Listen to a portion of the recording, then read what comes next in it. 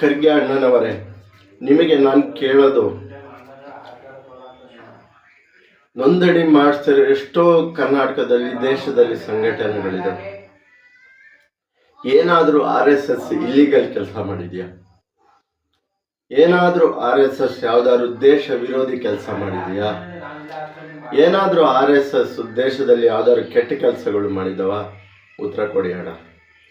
ನೀವು ತುಂಬ ಜವಾಬ್ದಾರಿ ಅಂದರೆ ಜವಾಬ್ದಾರಿ ಅಂತ ಗೃಹ ಸಚಿವರ ಸ್ಥಾನದಲ್ಲಿ ಕೂತಿರೋದು. ಎಂಥ ಪವರ್ ಇರುತ್ತೆ ನಿಮಗೆ. ಕೊಟ್ಟಂಥ ಸಮಯದಲ್ಲಿ ಉತ್ತಮವಾದ ಕೆಲಸ ಮಾಡಿ ಅಣ್ಣ. ಈ ಚಿಕ್ಕವನು ಹೇಳಿದ್ದು ಏನಾದರೂ ತಪ್ಪಿದ್ರೆ ಕ್ಷಮಿಸಿ ಅಂತ ಹೇಳ್ತಾ, ಎಷ್ಟೋ ಮಹಿಳೆಯರಿಗೆ ಕೆಲವು ಜಾಗದಲ್ಲಿ ರಕ್ಷಣೆಗಳಿರಲ್ಲ, ಅಂಥಕ್ಕೆ ರಕ್ಷಣೆ ಕಾನೂನುಗಳು ತನ್ನಿ. ಪಕ್ಕದ ವಿಜಯ್ ಅವರು ಬಂದು ಅಂತ ಒಂದು ಕಾನೂನು ತಂದಿರೋ, ಅವ್ರು ನೋಡಿ ಕಲೀರಿ. ಮತ್ತು ಹಲವಾರು ಕೆಲಸಗಳು, ಹಲವಾರು ರೀತಿ ನಿಮಗೆ ರಕ್ಷಣೆಗೆ ಮಾಡಬೇಕಾದಂಥ ತುಂಬ ಕೆಲಸ ಇರ್ತವೆ. ಅದನ್ನೆಲ್ಲ ಬಿಟ್ಟು ನೀವು RSS ಹಿಂದೆ ಬಿದ್ದಿದೆ. ಯಾರನ್ನು ಓಲೈಕೆ ಮಾಡೋಕ್ಕಾಗೋ, ಇಲ್ಲೋ ನಿಮ್ಮ ರಾಜಕೀಯ ಉತ್ತಿಷ್ಟಕರಣಕ್ಕಾಗೋ, ಇಲ್ಲ ನಿಮ್ಮ ಕ್ಷೇತ್ರದಲ್ಲಿ ಓಲೈಕೆ ರಾಜಕಾರಣ ಮಾಡಲು, ಇಲ್ಲ ನಿಮ್ಮ ವರಿಷ್ಠರನ್ನು ಮೆಚ್ಚಿಸಲು ಬಿದ್ದಿದ್ದಾರೋ ಗೊತ್ತಿಲ್ಲ. ನೀವು ಒಂದು ಟೈಮಲ್ಲಿ ರೈತರು ಹೋಗಲಿ ಕೋರ್ಟಿಗೆ ಅಂತ ಹೇಳಿದ್ರಿ ಬಿಡದಿ ಟೌನ್ಶಿಪ್ ಬಗ್ಗೆ.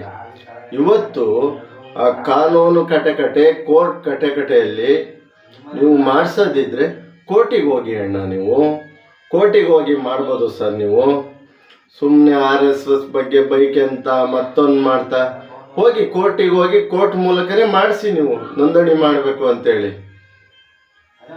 ಅದನ್ನು ಬಿಟ್ಟು RSS ನೋಂದಣಿ ಆಗಿಲ್ಲ, RSS ಟ್ಯಾಕ್ಸ್ ಕಟ್ತಾ ಇಲ್ಲ, RSS ಇದು ಮಾಡಬೇಕು, RSS ಅದು ಮಾಡಬೇಕು, ಹೋಗಿ ಕೋರ್ಟ್ ಮೂಲಕ.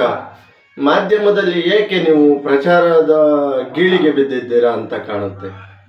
ಯಾಕೆ ಈ ಮಾತು ಹೇಳ್ತಾ ಇದ್ದೀನಿ ಅಂದರೆ, ನೀಟಾಗೆ ಅದನ್ನು ಮಾಡೋರಾದ್ರೆ ಕಾನೂನು ಚೌಕಟ್ಟಿನಲ್ಲಿ ಅದಕ್ಕೆ ಅವಕಾಶಗಳಿದ್ದರೆ ಕೋರ್ಟ್ ಮೂಲಕ ಹೋಗಿ ನೋಟಿಸ್ ಕೊಡಿ, ಕೋರ್ಟ್ ಮೂಲಕನೇ ಅವರು ಬರಲಿ.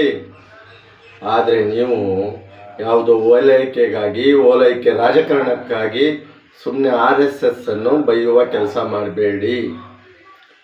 ನಿಮ್ಮ ಊರಲ್ಲಿ ಒಂದು ಉತ್ತಮವಾದ ಸರ್ಕಾರಿ ಆಸ್ಪತ್ರೆಗಳಿಲ್ಲ, ನಿಮ್ಮ ಕ್ಷೇತ್ರದಲ್ಲಿ ಉತ್ತಮವಾದ ಸರ್ಕಾರಿ ಕಾಲೇಜುಗಳಿಲ್ಲ, ನಿಮ್ಮ ಊರಲ್ಲಿ ಉತ್ತಮವಾದ ರಸ್ತೆಗಳಿಲ್ಲ, ನಿಮ್ಮ ಊರಲ್ಲಿ ಉತ್ತಮವಾದ ಸರ್ಕಾರಿ ದವಾಖಾನೆಗಳಿಲ್ಲ, ನಿಮ್ಮ ಊರಲ್ಲಿ ಉತ್ತಮವಾದ ಪ್ರಾಥಮಿಕ ಶಾಲೆಗಳಿಲ್ಲ.